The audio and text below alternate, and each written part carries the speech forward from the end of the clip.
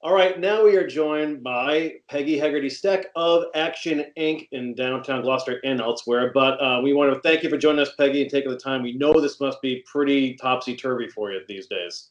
Well, thank you guys for having me on. Things have been really busy and hectic, like for everyone, and we've been doing our best to try to make sure that we are reaching out and able to be accessible to people and do additional services given what's going on. And so I can talk a little bit about that if you want to just sort of know the lay of the land right now with our programs and services. Yeah, please do. Just let us know, run through your services and let us know what's open and available.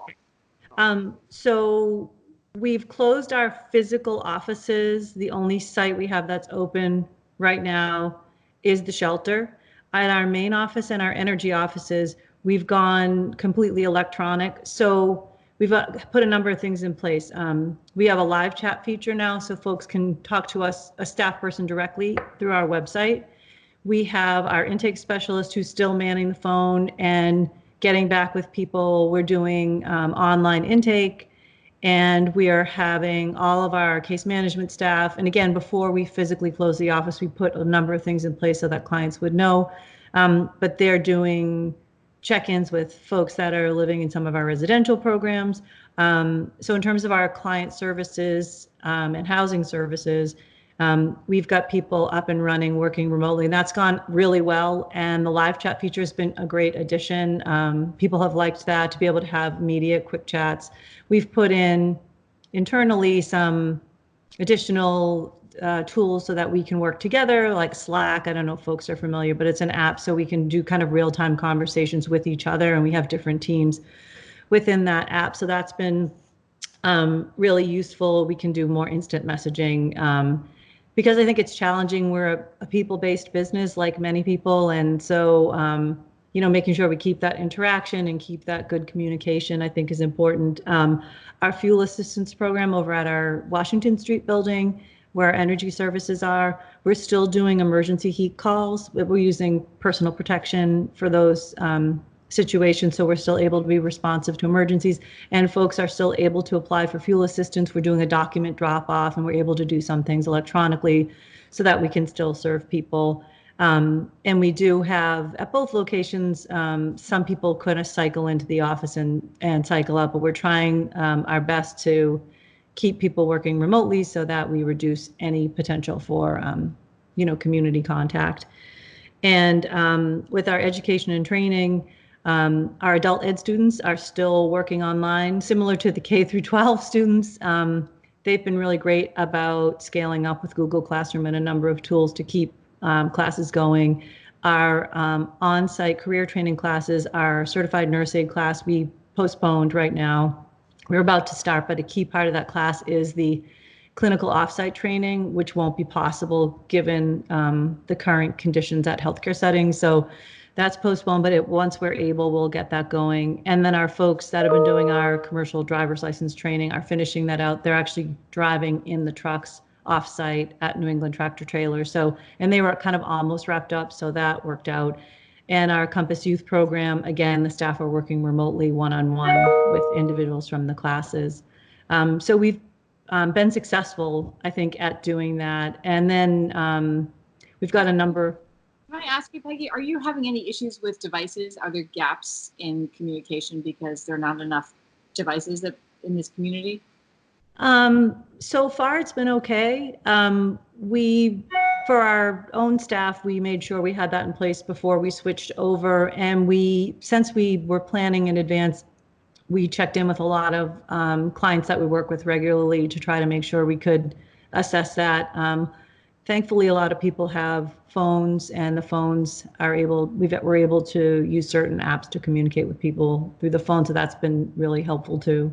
I think the one thing, just so that folks are aware, I mean, our emergency shelter is still fully operational. And again, I have to praise our shelter staff. They are the first responders in our community too. They're every day on the front lines serving one of the most high-risk populations. We've got folks that are older. We've got folks with underlying health conditions.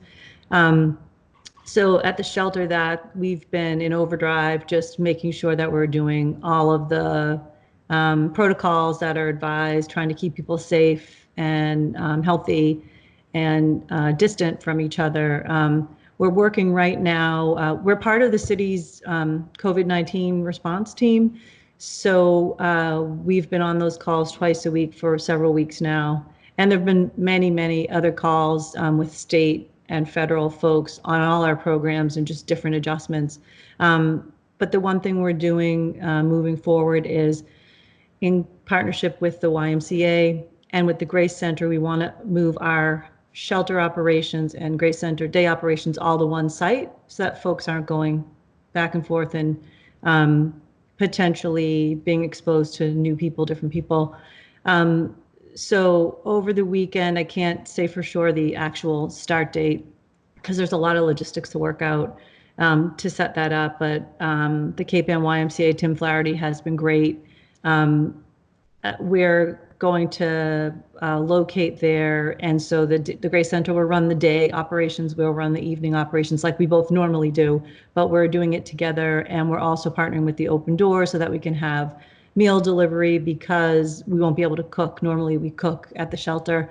So that's been a lot of partnership there, and we're really ahead of the curve. There's only 2 other communities that I've heard of that are already getting started with something like this. Worcester has done something similar with their public buildings in order to depopulate shelters. And Quincy is doing something similar with their South Shore YMCA and their local community health center.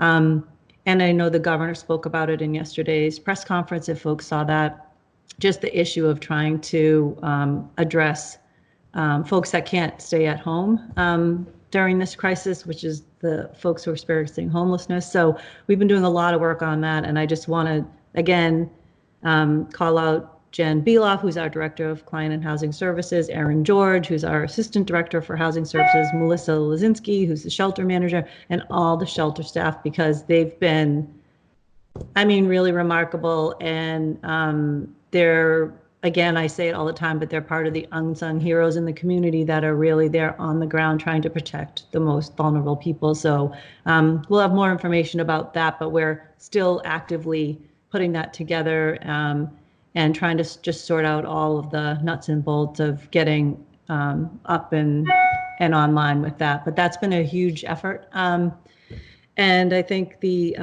other thing that's new that we're doing is a week ago, maybe just a little bit over a week ago. Actually, it's exactly a week ago. It was last Friday. We launched the Cape Ann Relief Fund in partnership with the city and the Cape Ann Chamber to try to raise funds to help the local hourly workers. We have a lot in our community, as you both know, because of our tourism industry and restaurant industry and retail. So there are a lot of hourly workers that are very heavily impacted by the changing ability to operate of local businesses. So this fund is specifically for those people.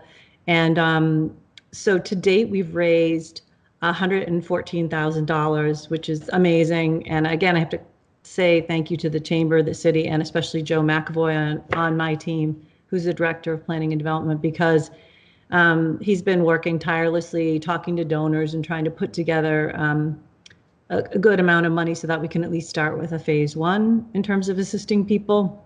But so we've got 114,000 now, and then there's about another 40 that's committed, and our goal is 200,000. So I think, again, it says a lot about people that we're able to raise that amount of money in that short a period of time. We've had certain local banks and foundations that have stepped up. We'll have a full listing of everyone once we kind of put it out more publicly and let people know when they can apply and how to access it and who's eligible. But that's also been a really big part of what we've been doing over the past week and a half to try to help people. That's amazing. So could you just give us sort of a general guideline of when those funds might be available? Are we talking about September, or what do you think? No, we want to be able to get checks to people by the end of that week of April 6th. So we want these to move out quickly.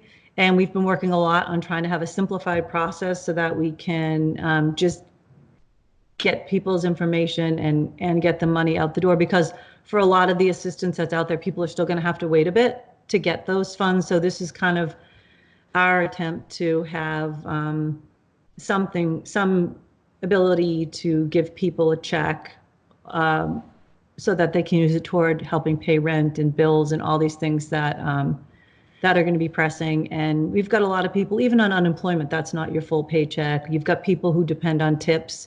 So, you know, that's really where their salary comes from. So if you're in a household where you're the main, you know, income earner, or you're both in that same industry, it's really tough. So we're trying to get just some amount of money, and we're working on it today now that we know we're over a certain dollar amount, to figure out how many folks will be in the first phase and how much per adult. And again, it's specifically focused on hourly wage workers that live here on Cape Ann. So that'll be launching fairly soon. We're just working again on making sure we have all the back office stuff ready, so that when people apply, we can quickly process it and get all those checks processed for people. That's great. The Cape Ann Relief Fund, right? Yes, Cape Ann Relief Fund. And people can go to actioninc.org. It's the first thing you see on our website, and you can click the donate button and you can see how we're doing so far, and you can donate there. And we appreciate everyone who's been so generous so far. We've been really grateful for the donors and the partnership among people in the community here, because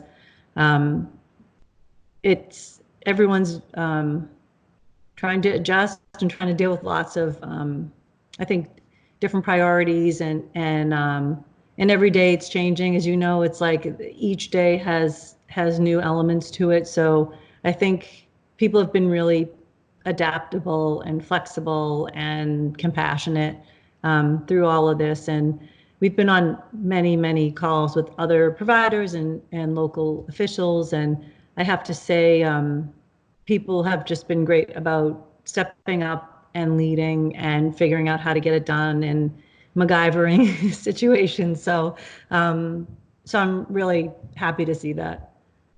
It's definitely a compassionate community. I think we're all seeing that from the leadership down. Yeah, I said this earlier when we were offline, but I'm really grateful to live in the state of Massachusetts. We've got great leadership from the governor, and in our local community, the mayor has been excellent at really putting together a solid team and leading on this, and being decisive and communicating with people, which is what you need during times like these. Well, Peggy, we know you've got to be crazy busy right now, but we appreciate everything you and the folks at Action are doing for the community, and we'd love to stay in touch if you know, as time permits, to give us further updates. Yeah, that would be great. It's nice to see you guys. It's like I said, it's hard when you're in the people business to not have a lot of people contact. So it's just supposed to be next door neighbors. Yeah, it's great to see you and not be on a conference call. So. Well, it's great to talk to you too. And we would love some updates on how the people at the shelter are managing and how your other clients are managing. We'd love to hear more. Yeah, we can check in next week, because there'll be more to say about that. And particularly about the fund, we want to make sure we get the word out for people so that they know how to apply. Thanks so much. Take care, Peggy. Thank you so much. Good to Bye. see you both.